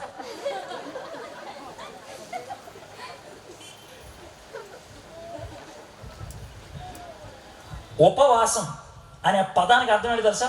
వాసము అంటే ఏంటి తెలుసా? మీ నివాసం ఎక్కడ అంటే మీ ఇల్లు ఎక్కడ? వాసము అంటే ఇల్లు, వాసము అంటే ఉండటం, ఉప అంటే దగ్గర, కింద. ముఖ్యమంత్రి, ఉప ముఖ్యమంత్రి, రాష్ట్రపతి, ఉపరాష్ట్రపతి కింద ఉండేవాడు, దగ్గర ఉండేవాడు. ఉపవాసం అంటే దేవుడికి దగ్గర అవటం. దానికి ఫుడ్ అడ్డు వచ్చింది, పక్కన పెట్టా. కానీ నీకు ఫుడ్ కాదుగా అడ్డు, ఇంకేదో, దాన్ని పక్క పెడితే ఉపవాసం అవుతుంది. దేవుడి దగ్గర రావడం, అది నేర్చుకోవాలి. ఆ విధంగా మనము త్యాగపూరితంగా చేయడానికి ఇష్టపడాలి. తర్వాత ఖచ్చితంగా పూర్తి చేయాలి. మనం ఏదైనా అనుకుంటే ఖచ్చితంగా పూర్తి చేయాలి. నేను మొదట్లో బైబిల్ చదవాలి, ఒక్కసారైనా బైబిల్ చదవాలి అని ఎంత పట్టుదలతో ఉన్నానంటే, రోజుకి 4 గంటలు పడుకొని 20 గంటల్లో 2-3 గంటలు భోజనం చేయడానికి ఆటలకి ఇటు వదిలేస్తే 16 నుంచి 18 గంటలు, 16 నుంచి 18 గంటలు రోజు బైబిల్ చదివితే 9వ రోజు సాయంత్రం 5 గంటలకు బైబిల్ అయిపోయింది. ఆది కాండం నుంచి ప్రారంభం. పెద్ద గొప్ప విషయం కాదు. నాకు తెలిసినటువంటి ఒక బాబు, అంటే మాతో కలిసి పరిచయం చేస్తాడు, పిట్ట నవీన్, 7వ రోజు పూర్తి చేశాడు ఆయన, 7వ రోజు. అయితే ఒకటి ఏంటంటే, ఏదన్నా ఒకటి ఈ విధంగా పూర్తి చేస్తే పూర్తి చేశా, అది మనకి ఉత్తేజాన్ని కలిగిస్తుంది. పూర్తి చేసిన దాన్ని చూస్తే ఆనందం కలుగుతుంది, ఊరట కలుగుతుంది. ఇది రెండో విషయం. మొదటిది సిలువ, రెండోది శిఖరం, మూడోది అంటే చూద్దాం 31వ వచనం.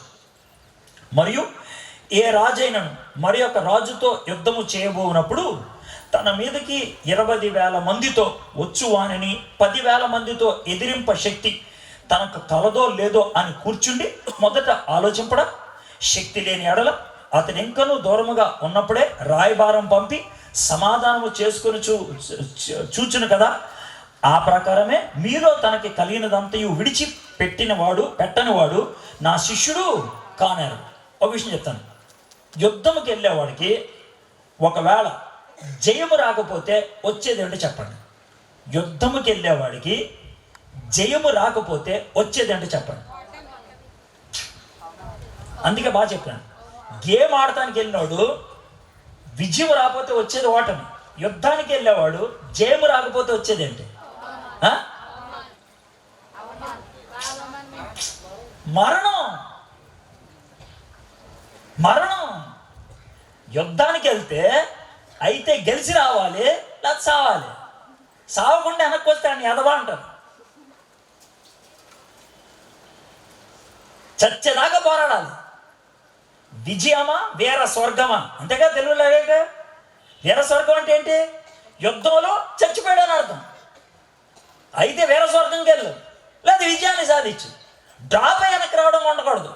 పరీక్షకి వెళ్తే అయితే పాస్ అవుతావు, లేకపోతే ఎలా ఫెయిల్ అవ్వ నాకు అనవసరం. పుట్టుకాయతం ఇచ్చావా, చెత్తకాయతం ఇచ్చావా, నాకు అనవసరం. ఈ రెండే, మూడోది లేదు. కాబట్టి క్రైస్తవ జీవితాన్ని దేనితో పోల్చాడు యేసయ్య? చెప్పండి నాకు. యుద్ధంతో. యుద్ధానికి వెళ్ళినప్పుడు చావుకి తగ్గించాలి పోవాలా. చచ్చిపోయామనుకో యుద్ధంలో, కనీసం నీకు ఒక ఇదైనా కడతారు, ఏమంటారు, స్తూపం. వెనక్కి వచ్చారనుకో నీ మొహం మీద తూ అని వస్తారు. చిగిలేదా? వెనక్కి వచ్చా ఆడకూడదా, కాళ్ళు దొరుకున్నావా, ఇది తింటారు. అక్కడ చచ్చిపోతే అడిగి దండ, వెనక్కి వస్తే చెయ్యి అంటారు. అయితే విజయాన్ని సాధించాలి, లేదా చచ్చిపోవాలి. అంతేకాదు ఇంకో మాట. అందుకనే యుద్ధంలో విజయానికి ప్రత్యామ్నాయం లేదు. యుద్ధంలో విజయం కాకపోతే ఇంకోట్రా అంటానికి లేదు.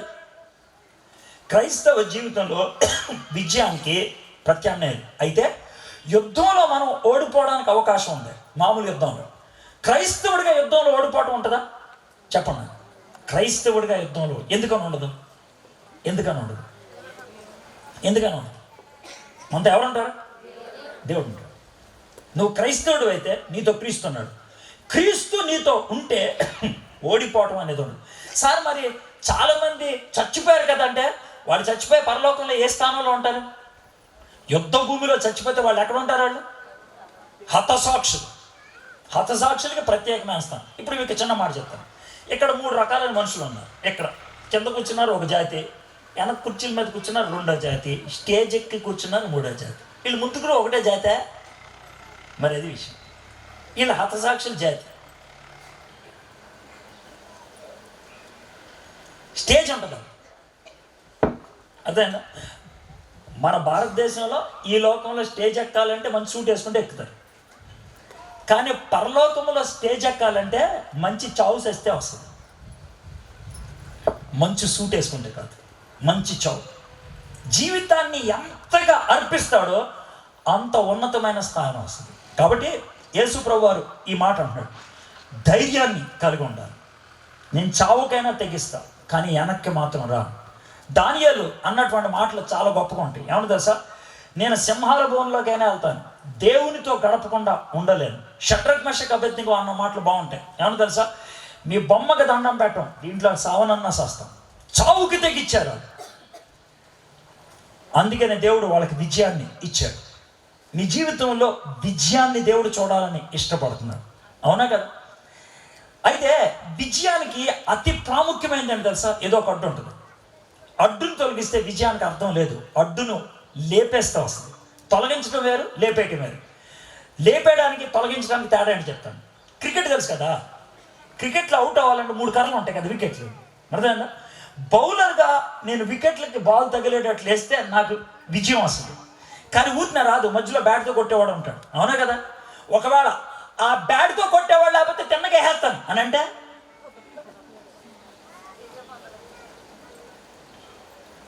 ఏమని ఉంటుందా? ఒకసారి మా పాప, మా అన్నయ్య వాళ్ళ కూతురు, అది ఇప్పుడు కెనడాలో ఉంది. అది 4 ఏళ్ళు అనుకుంటా. అప్పుడు 6 ఏళ్ళు 1వ క్లాస్ చదువుతున్నప్పుడు 6 ఏళ్ళు ఉన్నప్పుడు వాళ్ళ ఫ్రెండ్స్ 2-3 ఆడుకుంటున్నారు. నేను చదువుకుంటున్నాను. నేను ఎంత స్పీడ్గా సైకిల్ తొక్కుతాను తెలుసా, అసలు ఎప్పుడైనా ఏళ్ళు ఎడితే ఏళ్ళు కట్ అయిపోవాలి, అంత స్పీడ్గా సైకిల్ తొక్కుతా అని అన్నది. ఇది 6 ఏళ్ళు ఎంత బుసగొట్టేస్తుందిరా అని అనుకున్నాను. మిగిలిన వాళ్ళ ఫ్రెండ్స్ అంతా అని చూస్తున్నారు, కానీ ఒక్కటే అన్నది, సైకిల్ స్టాండ్ వేసి ఉండాలి అని అన్నది.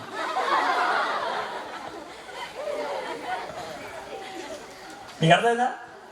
మనం అంతా అదే టైం, నేను గెలుస్తా కానీ మొత్తం అందరూ లేచిపోవాలి. విజయం సాధించాలంటే అవతల ప్రత్యర్థి ఉండాలి, అప్పుడే గొప్ప. దేవుడు ప్రత్యర్థిని తీసాడు, ప్రత్యర్థి మీద గెలవడానికి సామర్థ్యాన్ని ఇస్తాడు. దేవుడు ఎప్పుడు ప్రత్యర్థిని, గొలియాతుని తీసారా, దావీదు గులకరాయితో లేపేశాడు. అదేం చేశాడు? మిద్యానీల్ని తీసేలా 300 మంది గెలిచేటట్లు చేశాడు. యెహోషాపాతు మీద 3 రాజులు వచ్చారు, రాజుల్ని లేపేలా యెహోషాపాతు నిలబెట్టాడు. మన జీవితంలో కూడా అంతే. నేను దాన్ని తీసాను, నేను నిలబడతా, నువ్వు గెలువు, నేను గెలవగలను, నా దేవుని శక్తితో నేను గెలవగలను. అది శిష్యుడు చేసేటువంటి పని. ఇప్పటికి 3 అయిపోయింది. మొదటిదేమో సిలువ, రెండోదేమో శిఖరం, మూడోది సంఘర్షణ. సానాక్షరం చెప్పాను. మొదటి సిలువ ఎక్కామనుకో వెనక ఏమో కనబడదు, ఎవరితో సంబంధం లేదు, ముందున్న యేసుతో సంబంధం. రెండోది శిఖరం ఎక్కాము కాబట్టి ముందు ఏమే వచ్చేస్తున్నాం అని తెలిసిపోద్ది, జాగ్రత్తగా ఉంటాం. మూడోది సంఘర్షణ, పోరాటంలో మనం గెలుస్తాం. చివరిది 4వది చూద్దాం, 34 వచనం. ఉప్పు మంచిదే కానీ ఉప్పు నిస్సారమైతే దేని వలన దానికి సారము కలుగును? అది భూమికైనను ఎరువుకైనను పనికిరాదు, గనుక దాన్ని బయట పారవేయుదురు. వినుటకు చెవులు గలవాడు వినును గాక అని వారితో చెప్పారు. ఉప్పు గురించి 4వది చెప్తున్నాడు. మొదట సంబంధాల గురించి చెప్పాడు, 2 గోపురం గురించి చెప్పాడు, 3 యుద్ధం గురించి చెప్పాడు, 4 ఉప్పు గురించి చెప్పాడు. 4 విషయాలు చెప్పాడు శిష్యరికంలో ఉండాల్సింది. అమ్మా నాన్నల కంటే దేవుడిని ఎక్కువ ప్రేమించాలి, సంబంధాల కంటే దేవుడు ఎక్కువ. ఇది మొదటిది, అర్థమైందా? గోపురం పూర్తవ్వాలి, పైనుండి జాగ్రత్త చూసుకోవాలి, ఇది రెండోది. మూడోది యుద్ధానికి వెళ్ళాలి, అయితే గెలవాలి, అది చావాలి, వెనక్కి రాకూడదు, ఇది మూడోది. 4వది ఉప్పు నుంచి ఆయన ఏమని చెప్పాడంటే, ఉప్పు సారం పోయినట్లయితే ఏమన్నా పనికి వస్తుందా అని చెప్పాడు. ఇది మీకు బాగా అర్థం అవడానికి మృత సముద్రం దగ్గర ఏం జరుగుద్దో మీకు చెప్పాలి. మృత సముద్రంలో నీళ్లు తీసుకొచ్చి బయట మడుల్లా కట్టి నీళ్లు పోస్తారు. ఎండకి ఏమవుద్దనంటే అది ఉప్పు అయిపోద్ది. ఉప్పు అయిపోయిన తర్వాత ఉప్పుని ఎత్తారు. కొన్ని సందర్భాలు ఏమవుతుందంటే ఆ ఉప్పుని ఎత్తే లోపల వర్షం వస్తుంది. వర్షం వస్తే ఏమవుతుంది తెలుసా, ఆ ఉప్పులో ఉన్న సారం అంతా వెళ్ళిపోద్ది, కానీ ఉప్పు బెట్టలు మాత్రం ఎక్కడ ఉండిపోద్ది. ఆ ఉప్పు బెట్టను నోట్లో పెట్టుకున్నాం అనుకో, ఉప్పు ఏమి ఉండదు, మట్టి వేసుకున్నట్లు ఉంటుంది. పైగా అది చేదైపోతుంది, పైగా అది విషంలాగా తయారవుతుంది. అలాంటి ఉప్పు కూరలోకి పనికి వస్తుందా? లేదు. చేపలకు రుద్దడానికి పనికి వస్తుందా? లేదు. పోనీ పొలంలో వేయడానికి పనికి వస్తుందా? లేదు. నిస్సారమైంది. చెట్లు కూడా సస్తాయి. ఎందుకు పనికి వస్తాయి అంటే ఒకే ఒక చోటు, రోడ్డుకు పనికి వస్తాయి. రోడ్డు మీద ఉప్పు వేస్తే ఏ చెట్టు రానివ్వదు కాబట్టి రోడ్డు చక్కగా ఉంటుంది. కాలుతో తొక్కడానికి తప్పించి ఎందుకు పనిచేయదు. ఇది 4వ ఉదాహరణ చెప్పాడు. కాబట్టి నీ జీవితము సారవంతంగా ఉండాలి. సారము పోతే నిన్ను రోడ్డు మీద తొక్కుతారు. సారం ఉంటే ఉప్పులో వేస్తారు, సారం ఉంటే చేపకి రుద్దుతారు, సారం ఉంటే ఇంక దేనికైనా వాడతారు, సారం లేకలేదు. కాబట్టి క్రైస్తవులకి అతి ప్రాముఖ్యమైనది, శిష్యులకి అతి ప్రాముఖ్యమైనది 4వది సాక్ష్యం. నీ జీవితానికి విలువ ఉండాలి. అద్భుతమైన ప్రసంగం చేసి ఈ రాత్రి ఒక అమ్మాయితో నేను పట్టుబడ్డాను అనుకోండి, నా ప్రసంగానికి ఏమైనా విలువ ఉంటుందా? నాకు గొప్ప జ్ఞానం ఉండొచ్చు, గొప్ప తెలివితేటలు ఉండొచ్చు, అద్భుతంగా వాక్యం బోధించవచ్చు, ఇంకో మాట చెప్పండి, ఓట్రిచ్చి గెలవచ్చు. అమ్మాయికి నేను ప్రార్థన చేస్తున్నానండి, ఆ అమ్మాయితో నేను చాలా దగ్గరగా ఉండి ఆ అమ్మాయికి సలహాలు ఇస్తున్నానండి, సుత్తి శానం కొట్టి ప్రజలంతా మబ్బి పెట్టచ్చు, కానీ నా మాటలకు విలువ ఉంటుందా? సాక్ష్యం. మన బ్రతుకు బాగుంటే శిష్యులుగా కొనసాగడానికి సాధ్యమవుతుంది. సిలువ మొదటిది, రెండోది శిఖరం, మూడోది సంఘర్షణ, 4వది సాక్ష్యం కోల్పోయిన వాడు పనికి మాలినవాడు. తాపేశ్వరం కాజా మీకు ఇష్టమేనా? మీకు పెద్ద ఇష్టం ఉండకపోవచ్చు, ఎందుకంటే రోజు తింటారు కాబట్టి. మాకు బాగా ఇష్టం. ఓకే, తాపేశ్వరం కాజా పెద్దది, కేజీకి 2 తూగుతాయే, అలాంటిది ఇప్పుడే తయారు చేసుకొని నిగనగా లాడుతూ, తేనె కారుతూ, నెయ్యి కారుతూ ఒక కాజా ఇంత ఉంటుంది కదా, దాన్ని పట్టుకొని ఆడని వస్తున్నాడు అనుకోండి, నోరు వరుతుందా లేదా? అయితే దగ్గరికి వచ్చిన తర్వాత దాన్ని తీసుకుందామని చెయ్యి చాపినప్పుడు అర్థమైందా? ఆ కాజా తీసుకొస్తున్న చేతికి గజ్జి కురుపులుండి చీని నెత్తురు కారుతుంది అనుకోండి, అది తేనెతో కలిసిపోయి కారుతున్న నెయ్యితో కలిసిపోయి నీ చెయ్యి కూడా నిగనగలాడుతుంటే పైన కాజా తీసుకుంటావా? తీసుకో. అంటే కాజా ఇష్టం లేదా? మరి ఎందుకు తీసుకో కదా? ఇప్పుడు మీకు అర్థమైందా?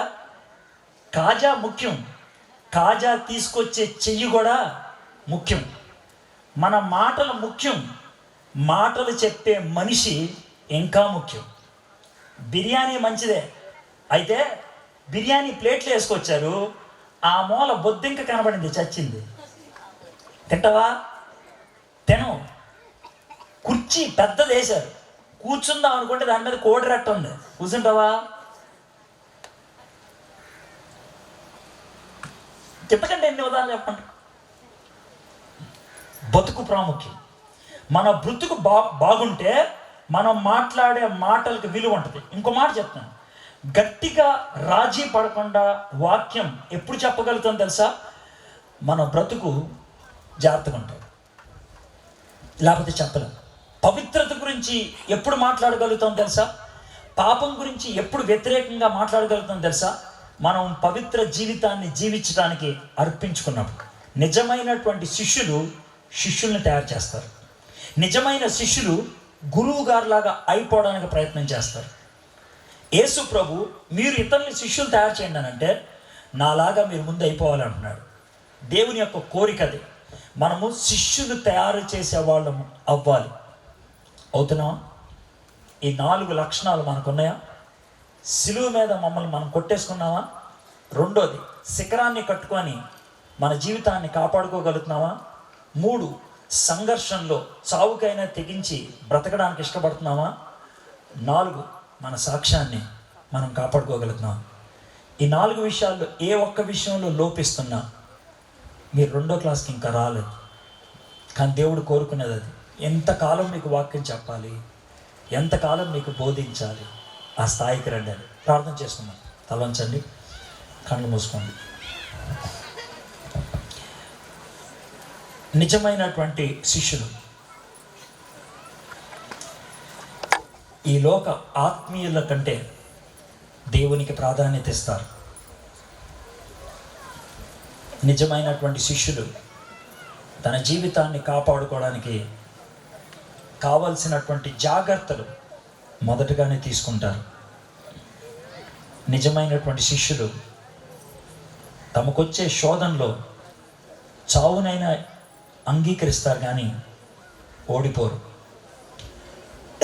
4, నిజమైన శిష్యులు తమ జీవితాన్ని జాగ్రత్తగా కాపాడుకుంటారు, సాక్ష్యాన్ని జాగ్రత్తగా కాపాడుకుంటారు.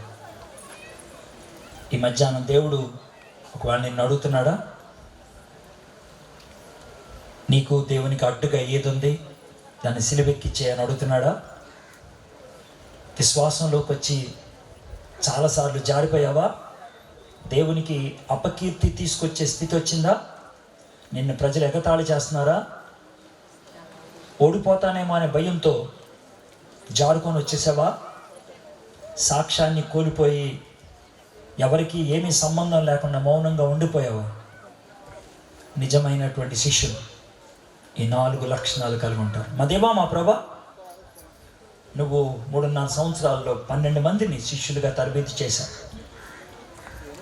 ఆయన మా జీవితంలో ప్రభా మేము నీ శిష్యులం అవ్వాలి, ఇతరులను నీ శిష్యులుగా చేయాలి ప్రభా. ముందు మేము శిష్యులు అవడం మాకు నేర్పించమని అడుగుతున్నాం. నిజమైన శిష్యరికంలో ఉన్నటువంటి 4 పాఠాలు మా జీవితంలో అన్వయించుకోగలటకు, మా జీవితంలో కలిగి ఉండగలటకు కృప చూపించమని యేసు నామములో ప్రార్థన చేయించినాం తండ్రి.